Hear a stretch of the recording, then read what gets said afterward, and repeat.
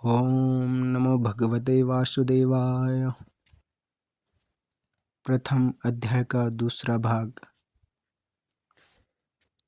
आगे सूत जी ने कहा, शौनक जी, तुम्हारे हृदय में भगवान का प्रेम है, इसलिए मैं विचार कर तुम्हें संपूर्ण सिद्धांतों का निष्कर्ष सुनाता हूँ, जो जन्म मृत्यु के भय का नाश कर देता है, जो भक्ति के प्रवाह को बढ़ाता है और भगवान श्री कृष्ण की प्रसन्नता का प्रधान कारण है।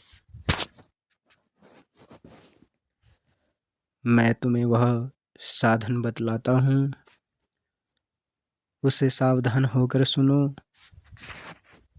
श्री सुखदेव जी ने कलयुग में जीवों के काल रूपी सर्प के मुख का ग्रास होने के त्रास का आत्यंतिक नाश करने के लिए श्रीमद् भागवत शास्त्र का प्रवचन किया है।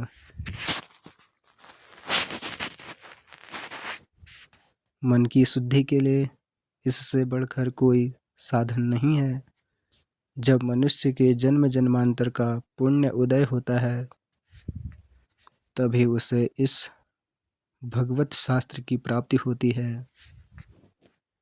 जब सुखदेव जी राजा परीक्षित को यह कथा सुनाने के लिए सभा में विराजमान हुए,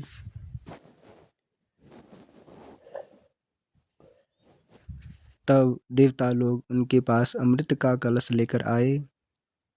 देवता अपना काम बनाने में बड़े कुशल होते हैं, अतः यहाँ भी सबने सुखदेव मुनि को नमस्कार करके कहा, आप यह अमृत लेकर बदले में हमें कथामृत का दान दीजिए। इस प्रकार परस्पर विनिमय अदला बदली हो जाने पर राजा परीक्षित अमृत का पान करें और हम सब श्रीमद् भगवत रूप अमृत का पान करेंगे। इस संसार में कहाँ कांच और कहाँ महामूल्य मणि तथा कहाँ सुधा और कहाँ कथा।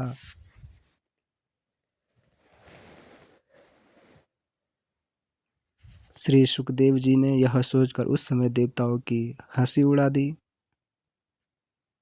उन्हें भक्त शून्य कथा का अनधिकारी जानकर कथामृत का दान नहीं किया। इस प्रकार यह श्रीमद् भागवत की कथा देवताओं को भी दुर्लभ है। पूर्व काल में श्रीमद् भागवत के श्रवण से ही राजा परीक्षित की मुक्ति देखकर ब्रह्मा जी को भी बड़ा आश्चर्य हुआ था। उन्होंने सत्यलोक में तराजू बांधकर सब साधनों को तोला। अन्य सभी साधन तोल में हल्के पड़ गए। अपने महत्व के कारण भागवत ही सबसे भारी रहा। यह देखकर सभी ऋषियों का बड़ा विस्मय हुआ। उन्होंने कलयुग में इस भगवत रूप भगवत शास्त्र को ही पढ़ने सुनने तत्काल मोक्ष देने वाला निश्चय किया। सप्ताह विधि से श्रवण करने पर यह निश्चय भक्ति प्रदान करता है। पूर्व काल में इसे दयापरायण सनकादि ऋषि ने देवर्षि नारद को सुनाया था। यद्यपि देवर्षि ने पहले ब्रह्मा जी के मुख से इसे श्रवण कर लिया था, तथापि सप्ताह श्रवण की विधि तो उन्हें सनकादि ने ही बताई थी।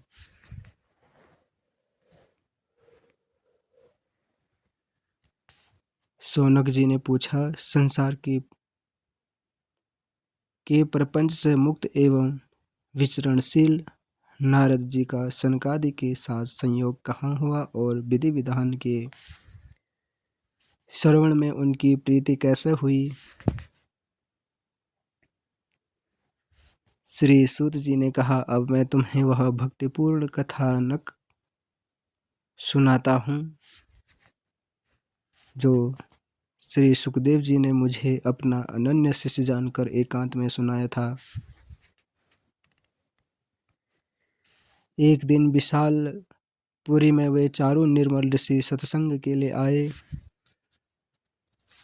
वहां उन्होंने नारद जी को देखा।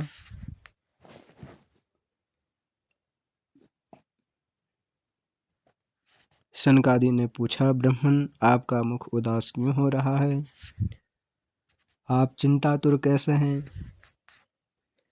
इतनी जल्दी जल्दी आप कहाँ जा रहे हैं और आपका आगमन कहाँ से हो रहा है? इस समय तो आप उस पुरुष के समान व्याकुल जान पड़ते हैं जिसका सारा धन लुट गया हो। आप जैसे आसक्ति रहित पुरुषों के लिए यह उचित नहीं है। इसका कारण बताइए। नारद जी ने कहा, मैं सर्वोत्तम लोक समझकर पृथ्वी में आया।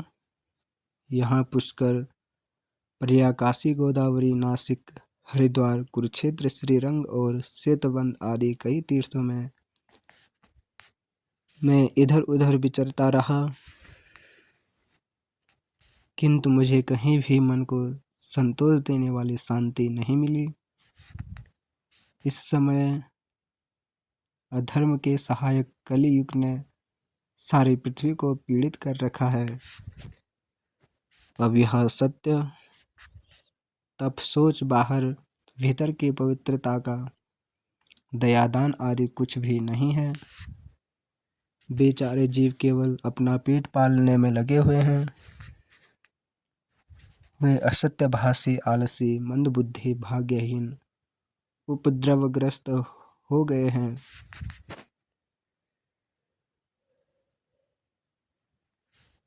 जो साधु संत कहे जाते हैं वे पूरे पाखंडी हो गए हैं।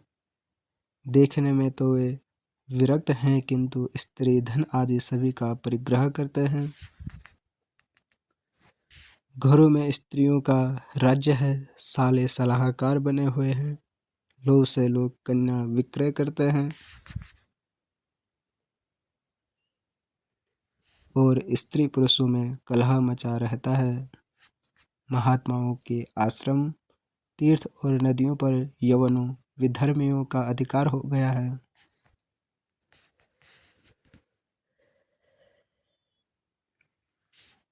उन दुष्टों ने बहुत से देवालय भी नष्ट कर दिए हैं। इस समय यहाँ न कोई योगी है, न सिद्ध है, न ज्ञानी है और न सत्कर्म करने वाला ही है। सारे साधन इस समय कलि रूप दावानल से जलकर भस्म हो गए हैं। इस कलयुग में सभी देशवासी बाजारों में अन्न बेचने लगे हैं। ब्राह्मण लोग पैसा लेकर वेद पढ़ते हैं और स्त्रियां वेश्या वृत्ति से निर्वाह करने लगी हैं।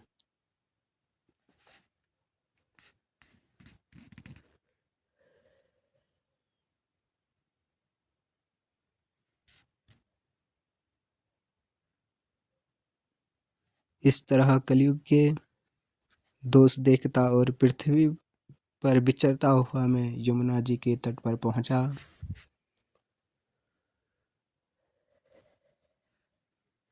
जहां भगवान श्री कृष्ण की अनेकों लीलाएं हो चुकी हैं। मुनिवरों, सुनिए, वहां मैंने एक बड़ा आश्चर्य देखा। वहां एक युवती स्त्री खिन्न मन से बैठी थी। उसके पास दो वृद्ध पुरुष अचेत अवस्था में पड़े जोर जोर से सांस ले रहे थे।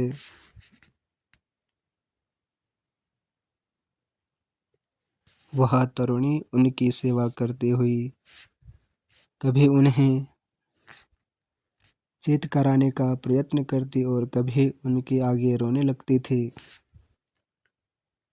वह अपने शरीर के रक्षक परमात्मा को दसों दिशाओं में देख रही थी। उसके चारों ओर सैकड़ों स्त्रियां उसे पंखा झल रही थीं और बार बार समझाती जाती थीं। दूर से यह सब चरित देखकर मैं कुतूहलवश उसके पास चला गया। मुझे देखकर वह युवती खड़ी हो गई और बड़ी व्याकुल होकर कहने लगी,